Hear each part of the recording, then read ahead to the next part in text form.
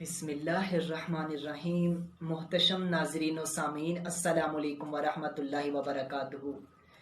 नाजरीन कराम, आज के मौजू का इंतखाब मैंने मौजूदा सूरत हाल के पेश नज़र किया है कि किस तरह इसराइली फ़लस्तीन के मुसलमानों पर, इनके बच्चों पर, हमारी माओ बहनों पर किस तरह जुल्म सितम के पहाड़ ढहा रहे हैं।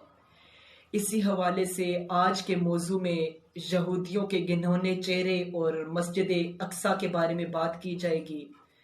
अल्लाह ताला से दुआ है कि अल्लाह ताला मुझे हक सच बोलने की तौफीक अता फरमाए और आप सबको सुने सुनाए पर अमल की भी तौफीक अता फरमाए।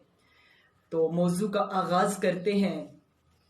आप जानते हैं कि यहूदी वो कौम है जिनके मुतालिक अल्लाह ताला ने कुरान करीम में फरमाया है कि ये जलील तरीन लोग हैं, ये वो घटिया किस्म के, ये वो लानती लोग हैं जिनका कोई देश नहीं है।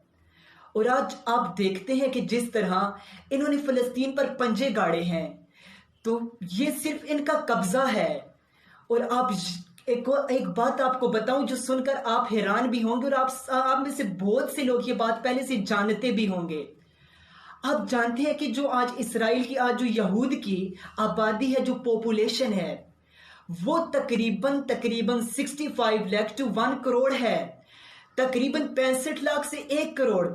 अब हैरत की बात है कि पाकिस्तान की पॉपुलेशन आप सिर्फ देख लीजिए, 21 करोड़, 21 करोड़ पाकिस्तान की आबादी है और यहूदियों की आबादी सिर्फ 1 करोड़। इसके बावजूद किस तरह इन्होंने पूरी दुनिया में अपना दज्जाली निजाम, पूरी दुनिया पर इन्होंने पंजे गाड़ रखे हैं। तो इसकी भी वजह मैं आपको बताता हूं कि जो इसराइली इर्द गिर्द के ममालिक हैं और बिलखसूस अमेरिका, इनका इन्हें खास सपोर्ट हासिल है।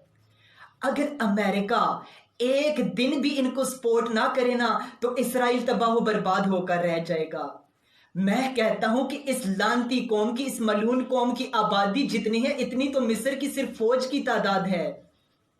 और हाँ, हमारे माशरे में एक बात यह भी पाई जाती है कि अगर मैं आपसे कहता हूं कि अमेरिका हमारा दुश्मन है, अमेरिका इसराइल का सपोर्टर है, तो आप कहेंगे कि अमेरिका हमारा खैर हुआ है, वो हमारा दोस्त है, हमसे मोहब्बत करता है।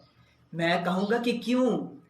आप कहेंगे कि जब हमारे ऊपर नागहानी आफात आती हैं तो अमेरिका ही तो हमें सपोर्ट करता है, वही तो हमारे लिए अमदाद भेजता है, हमें कर्जे देता है, तो वो तो बड़ा मोहब्बत हमसे करता है। मैं फिर आपसे कहूंगा कि साहिब, अमेरिका की हमसे मोहब्बत वो वाली मोहब्बत है जो एक कसाई की बकरे से मोहब्बत हुआ करती है। कसाई बकरे को अच्छे से चारा भी डालता है, उसे पानी भी देता है, लेकिन जब वक्त आता है तो फिर उसकी गर्दन पर छुरी भी तो कसाई चलाता है ना। तो ये यहूदी लानती कौम है, ये जलील कौम है। इनका असली जो चेहरा है, आप जानते हैं कि इस वक्त ये बैतुल मक़दस पर, मस्जिद अक्सा को शहीद करना चाहते हैं। हमारी जो यूथ है, हमारे जो नौजवान हैं, इन्हें मस्जिद अक्सा के बारे में भी मालूम होना चाहिए। मस्जिद अक्सा वो मुकद्दस मकाम है जिसकी तरफ चलकर जाना भी इबादत है। मेरे हुजूर ने इरशाद फरमाया कि 3 मकाम ऐसे हैं जिनकी तरफ चलकर जाना भी इबादत है। सबसे पहले काबातुल्लाह, इसकी तरफ चलकर जाना इबादत है।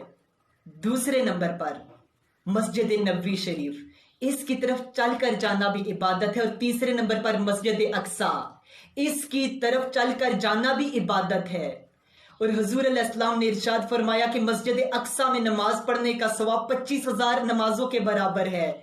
अल्लाह अकबर, ये कोई आम मस्जिद नहीं है, इसका क्या ही मकाम है कि इसकी तरफ मेरे हुजूर ने 17 माह मुंह करके नमाज अदा की है। ये मुसलमानों का किबला अव्वल है। अल्लाह अकबर। और इस मस्जिद को एक मकाम ये भी हासिल है कि इसके साथ मेराज शरीफ की निस्बत जुड़ी हुई है। इस पर मेरे हुजूर अलैहिस्सलाम ने मेराज की रात तकरीबन 1,24,000 अंबिया की इमामत कराई है। ये भी मौजू में आपको समझाता हूं, तो इसके लिए हमें मस्जिद अक्सा जाना पड़ेगा। अल्लाह अकबर। आओ मस्जिद अक्सा का रुख करते हैं। हुजूर मस्जिद अक्सा में तशरीफ फरमा है। 1,24,000 अंबिया कराम सब बांधे खड़े हैं। جبریل امین نے اذان کہی اور اقامت کہی۔ اللہ اکبر۔ اب نماز پڑھانے کے لیے کسے آگے کیا جائے گا؟ 1,24,000 انبیاء کرام موجود ہیں، اور ویسے عام حالات میں اگر ہم بات کرتے ہیں، آپ نماز پڑھنے جاتے ہیں تو ظاہر ہے ادھر نماز پڑھنے جو اتنے لوگ آئے ہوں گے تو نماز پڑھانے کا حقدار تو وہی ہوگا جو پرماننٹ ہمارا امام ہوگا۔ لیکن بات تو وہاں پیدا ہوتی ہے نا جب سب کے سب ہی عالم ہوں، تو پھر وہاں کون امامت کرائے گا؟ اللہ اکبر۔ اب ادھر حضرت آدم علیہ السلام بھی موجود ہیں، حضرت نوح علیہ السلام، حضرت ابراہیم علیہ السلام، حضرت یوسف علیہ السلام، حضور علیہ السلام، اب سبھی بڑے بڑے عالم موجود ہیں، تمام انبیاء ہی عالم ہیں۔ اب ادھر امامت کون کرائے گا؟ تو اب ادھر فقہی اصول بیان کرتا ہوں کہ علماء میں سب سے جو بڑا عالم ہوگا وہ امامت کے لیے آگے ہوگا۔ تو حضرت جبریل ہاتھ پکڑ کر میرے حضور کو مسلح پر لے جاتے ہیں، پتہ چلا کہ اس کائنات میں سب سے بڑا جو عالم ہے وہ آمنہ کا لال ہے۔ اللہ اکبر۔ اچھا، جب سب ہی عالم ہوں، سب ہی بڑے عالم ہوں، تو اب اس میں کیا اصول ہوگا؟ تو ادھر فقہی اصول یہ ہے کہ جو سب سے متقی ہوگا وہ امامت کے لیے آگے آئے گا۔ اب ہزاروں سال عبادت کرنے والے انبیاء کرام بھی موجود ہیں، اللہ اکبر، لیکن جبریل ہاتھ پکڑ کر میرے حضور کو آگے کر دیتے ہیں، پتہ چلا کہ میرے حضور سے زیادہ متقی بھی کوئی نہیں۔ اللہ اکبر۔ جب سب ہی متقی ہوں تو پھر ادھر امامت کا حقدار کون ہوگا؟